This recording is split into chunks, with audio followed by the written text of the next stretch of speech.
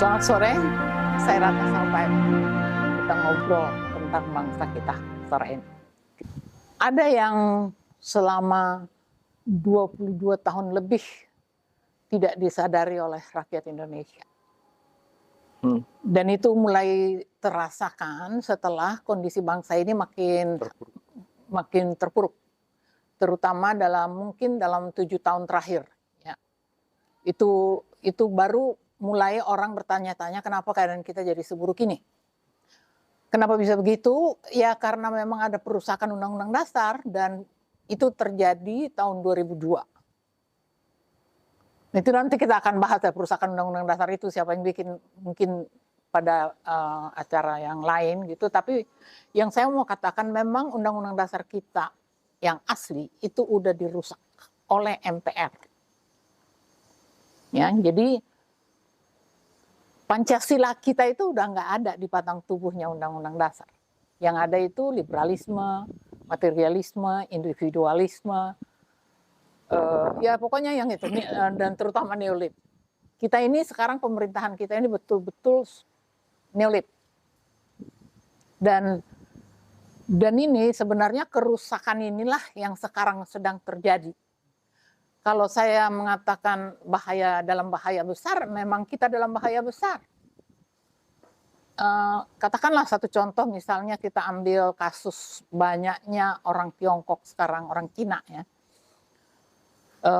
Ini aku tidak bicara tentang orang Tionghoa yang sudah dari lahir ada di sini, juga ikut membangun Indonesia, mencintai Indonesia, enggak. Aku ingin bicara tentang masuknya, diselundupkannya melalui TKA atau dokter kemarin 2000, lalu ada yang 10 juta ya, itu semacam kayak bargain yang jebakan. Kalau menurut seorang pengamat dari Columbia University, dia bilang itu memang jebakan. Tapi apapun ceritanya, ini persoalan orang Indonesia loh. Siapa yang nanti akan bertanggung jawab, itu masih urusan lain. Kita hanya kalau Umi tidak mau bangsa ini hancur. Dan Umi tidak ridho gitu, kok bisanya gitu ada 10 juta tentara merah Cina di Indonesia tanpa seizin rakyat. Rakyat loh, pemegang kedaulatan. Rakyat loh, tanpa rakyat nggak ada ini negara. 98 itu persoalan kita masih Pak Harto. Iya. Belum ada ini urusan kayak gini. Dan sekarang tiba-tiba udah begitu banyak. Saya sebenarnya dari 2017 sudah ribut juga mengenai TKA Cina yang terus Ekspansi secara tidak masuk akal ya kalau menurut saya, bertubi-tubi, bahkan waktu pandemi pun boleh masuk gitu, sementara penerbangan lain nggak bisa gitu. Jadi terasakan betul ada sesuatu yang disembunyikan gitu. Karena nggak wajar ya. Penyakit itu datangnya dari Cina, orang Cina masuk ke sini dengan bebas, sementara kita dikurung di rumah. Masuk akal nggak? Jadi ini yang sangat mengkhawatirkan menurut Umi ya, dan ini akibat dari perusakan Undang-Undang Dasar. Ada 2 hal yang harus kita selesaikan sekarang. Cina ini harus keluar. Dan itu hanya bisa kita lakukan dengan kembali ke Undang-Undang Dasar 45. Karena itu kalau udah kembali ke Undang-Undang Dasar 45, apapun yang diputuskan di era rejim durhaka itu, bukan urusan kita. Itu biar tanggung jawab mereka. Jadi ini memang harus diselesaikan. Dan ini saya nggak tahu ini soalnya di UI waktu itu 2015 ya, pernyataan tentang 10 juta tentara merah di Indonesia. Itu semua duta besarnya. Yang mungkin yang harus kita pikirkan sekarang kan, gimana sih kita ini? Ini penjajahan atau apa? Sebab saya sebenarnya kalau kita tadi nonton yang di Atmajaya, pertemuan orang-orang Tionghoa itu, bahwa mereka membicarakan kan memang plan ingin mengirim 200 juta. Ya kan, kalau kita lihat itu, dan itu video beredar, nggak pernah ada bantahan tentang itu fakta. Itu fakta sejarah, dan kita udah lihat bagaimana mereka membangun pesisir utara itu semua memang untuk menampung Cina kan. Jadi ini menjadi salah satu persoalan yang sangat urgent, kenapa kita harus kembali ke Undang-Undang Dasar 45. Itu mutlak. Jadi kalau Umi, selama Tuhan kasih Umi umur, dan aku memang meminta betul Tuhan panjangkan umur aku supaya aku bisa ikut membantu menyelesaikan persoalan ini. Ini bukan tentang aku, ini tentang bangsa ini, tentang keturunanku, tentang keturunannya kita semua. Dari penelitian yang Umi buat, ya, hampir semua yang terlibat partai yang terlibat dalam perusakan Undang-Undang Dasar 45 menjalin kerjasama dengan Partai Komunis Cina. Padahal kita ada TAP MPRS tentang komunis yang melarang, ya, apalagi bikin kerjasama. Ya kan? Orang berkumpul aja membuat ya tentang misalnya Marxisme atau Leninisme itu kan nggak boleh. Iya. Tetapi secara resmi partai-partai kita tuh, Megawati juga pidato di acaranya mereka, Partai Komunis gitu. Seolah-olah semua udah berubah dan rakyat nggak perlu tahu, gue mau begini. Itu kan yang terjadi. Jadi buat aku yang sangat berbahaya juga sekarang, yang saya juga kalau dalam hati saya itu, boleh nggak sih sebuah negara nggak usah pakai partai aja kalau semuanya jadi perampok? Ya. Loh, mereka digaji sama rakyat. Digaji, dimewahkan hidupnya. Seluruh kemewahan yang mereka yang hambur-hamburkan itu kan keringat rakyat, pajak. Dan apa yang kita dapat? Nggak ada. Apa yang diperoleh oleh rakyat? Sekarang rakyat itu mereka tahu nggak lah bisa makan apa enggak? Enggak. Nah, itu kondisi kita. Belum lagi kepolisian pun bikin kerjasama. Juga atas undangan Partai Komunis Cina, itu saya bingung gitu. Kita ini sebenarnya maksudnya apa? Yang paling saya sedihkan, ya, ini kan negara paling besar umat Islamnya. Umat Islam itu kan sangat anti komunis. Kok bisa gitu kan? Kalau paling besar berarti di DPR juga pasti paling besar Islam dong.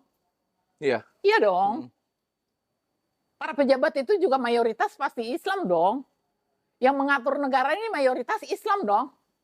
Jadi ngapain aja? Dan yang saya heran juga, ada dari 2015 sudah ada begitu banyak, berjuta-juta gitu tentara merah, terus Menhan ngapain? Prabowo ngapain setelah dia belanja-belanja aja? Jadi apa yang di benak dia? Apa yang ada dalam pikiran dia tentang bangsanya? Masa dia nggak tahu itu segitu keadaannya sudah begitu buruk? Iya dong. Kan pertanyaan saya, siapa yang jaga kita?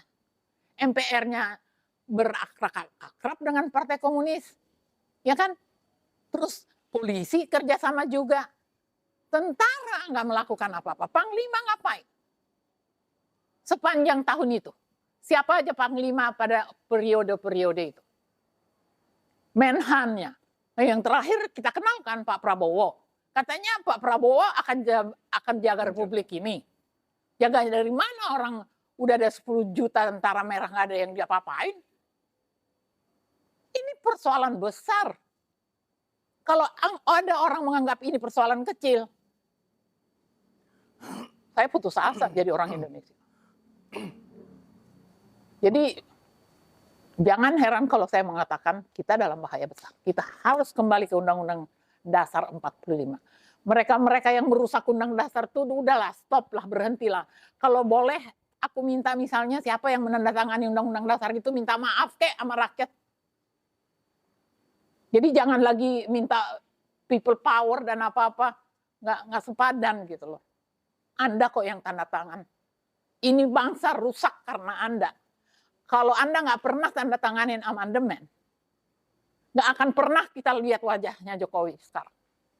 Sekarang kita semua salahkan Jokowi, ya kan? Ya memang dia salah. Tapi yang paling salah adalah yang merusak undang-undang dasar. Ya kan? Karena dirusaknya itulah maka seorang presiden sekarang bisa merajalela. Melakukan apa saja. Semua ditukar-tukar, undang-undang, semua kerjasama. Nggak ada satupun lembaga penegakan hukum sekarang yang bisa aku percaya. Semua dilibatkan politik. Ada pernyataan dari Komnas HAM, segala macam, yang hubungannya dengan politik. Apa urusannya? Pelanggaran HAM diurus nggak sama dia? Dia makan duit rakyat juga loh. Jadi kita harus kembali ke Undang-Undang Dasar. Aku mendengar, saya nggak tahu ya ini hoax apa enggak, tapi saya nggak lihat ada yang bantah, bahwa ditemukan nomor account, ada mungkin 20 account katanya atas nama Pak Jokowi dengan Iriana gitu, yang sifatnya adalah suap dari Cina pada Pak Jokowi supaya mau Pak Jokowi jadi presiden di Indonesia. Saya itu shock gitu. Jadi benar-benar merasa bagaimana kita ini sebagai rakyat tuh sekelas aku aja menjadi bagian yang sangat naif gitu melihat keadaan gitu. Sebab ini sekarang baru saya merasa bahwa ini sudah di-plan semua. Kalau kita bergerak dan kita betul-betul, itu makanya aku perlukan betul mengannounce ini pada rakyat, karena rakyat nggak tahu ini persoalan. Sebelum saya tutup, saya ingin mengatakan supaya kita semua memperhatikan ini, memperdulikan ini, melakukan sesuatu untuk membuat ini tidak makin memburuk. Tapi juga saya perlu ingatkan, yang saya bicarakan ini bukan orang Tionghoa yang sudah hidup bersama kita selama puluhan, mungkin ratusan tahun, dan sudah menjadi saudara kita yang juga mencintai bangsa ini. Terima kasih.